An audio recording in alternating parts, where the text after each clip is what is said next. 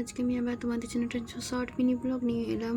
Actually পড়ার ফাঁকে কী করবো সেটা ভেবে ভেবেই আজকে একটা ছোট্ট একটা পেন্টিং করে ফেললাম। তো পেন্টিংটা তোমাদের সঙ্গে শেয়ার করছি।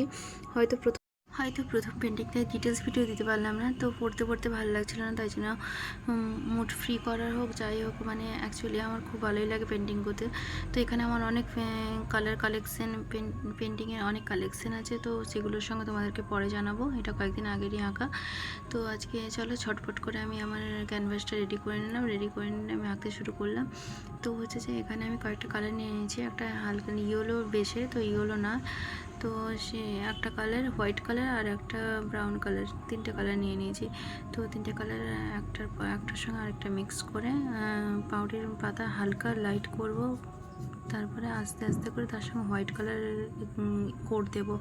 তো হচ্ছে আমি ডিটেলস ভিডিও আজকে দিতে পারছি না, কারণ আমি নিজে ভিডিওটা করছি। আজকে বোন খুব ব্যস্ত ছিল, তাই তোমরা শেষ পর্যন্ত দেখতে থাকো যে আমার ছবিটা ঠিক কেমন হয়েছে। তো আমি পাপড়ির উপর কোট দিয়েছি, কোট দেওয়ার পর আরেকটা এঁকে নেওয়ার চেষ্টা করছিলাম। তো দেন আমি একদম ফাইনাল লুক দেখাচ্ছি, দেখো কেমন হয়েছে।